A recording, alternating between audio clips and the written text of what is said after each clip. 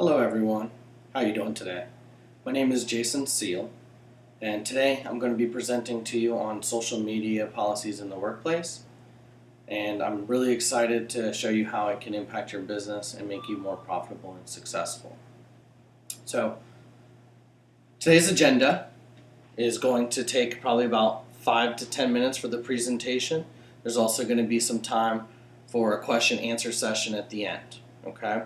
So to start off the day, I'm going to talk about why people use social media at work, the impact of policies on your business, what can happen if not used correctly, also the benefits of social media, recommendations for training and why, and then I'm going to have my closing. And after that, we'll have the question and answer session. So going right into it. Social media has made a huge impact on our society. Okay, it's become a way of life. Ultimately, 65% of all Americans use social media today. So let's think about that. More than 50% of your employees use social media. Better yet, more than 50% of your customer base uses social media today. Think about that as we go through these slides. So, next, why are your employees using social media at work? There's a few reasons. Number one, first and foremost, to take a mental break. They also want to connect with friends and family while they're at work.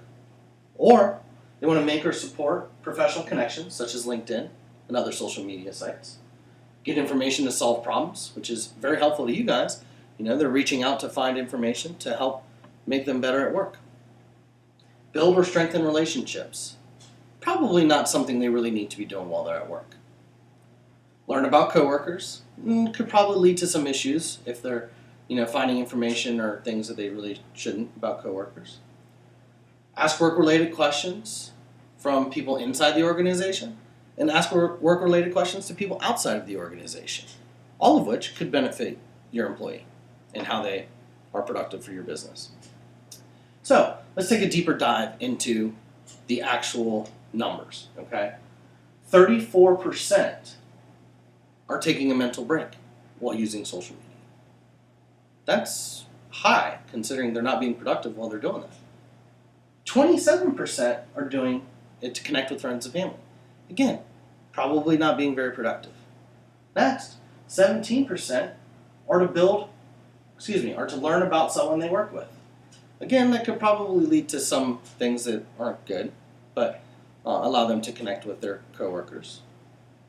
There are some things, that ask work-related questions outside of the organization, ask work-related questions inside the organization, are both at 12%. Okay.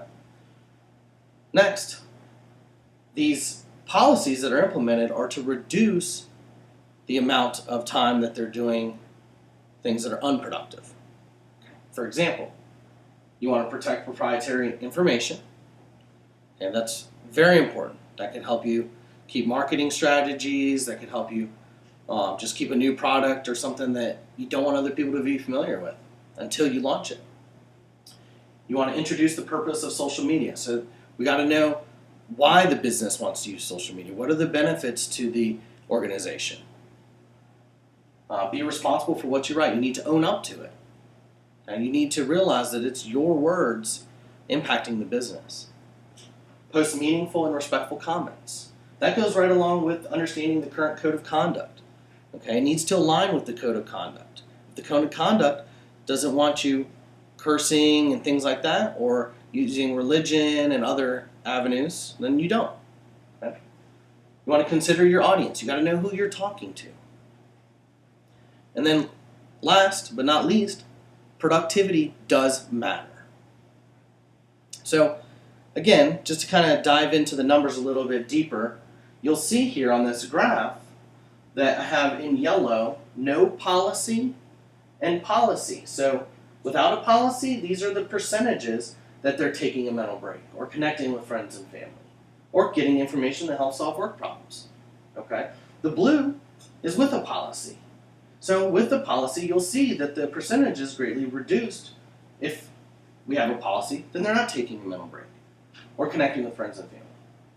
Now, they also don't reach out about work problems as much either, but ultimately it does benefit the organization. So what can happen if we don't have policies in place? And what you can see here is it can cause workplace drama. Again, from what I mentioned previously, is people finding information on other people's social media sites about things that they shouldn't be familiar with, okay, partying, things like that. That doesn't create a good image of that person, okay, or the organization itself. You don't want your information leaked. Okay? Loss of productivity. Again, your employees are not doing what they need to be doing if they're on there chatting with friends and family. Okay?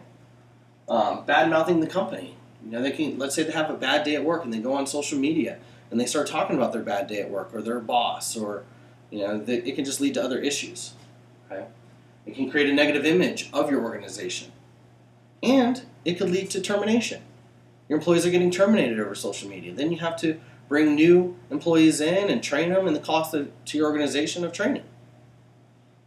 So the benefits to the organization and why I am so passionate about why social media should be in the workplace and how we can use it to be more productive and profitable. We can increase brand recognition on social media sites. There's more traffic to our website. It's bringing people, again, 65% of all Americans are using social media. That opens up doors to a lot more people just to have access to our website, or your website rather. It'll decrease your marketing costs. You don't have to do other avenues like paper marketing or advertising on TV. Those costs are not associated with it. You can do it via social media and use your employees to proactively advertise your organization. Also, this is very useful. You can address customer concerns. People always think about the impact of negative social media. Well, let's say a customer goes on there and they talk on social media sites about a bad experience that they had. Well, you can use that to take advantage of it. You can, if you show that you're taking the benefits out and talking to them about how they can be better, it's awesome. So let's move on to the next slide. Training. This is very important, okay? You can't expect your employees to use social media properly if we don't give them the proper training. It's very important that we give them this training. We need to provide quarterly updates and acknowledgments of the policies. So that way we know that they're getting the information they need. Online training with do's and don'ts. What can they do on social media? What shouldn't they be doing on social media? Okay? If the employees are familiar with how to use social media, they're going to be more impactful to your business.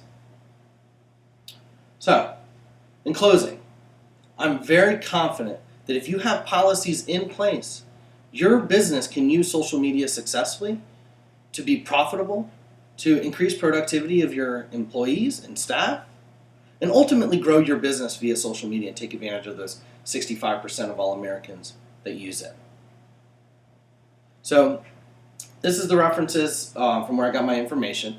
Last but not least, I do want to ask if there's any questions or further information that you have for me.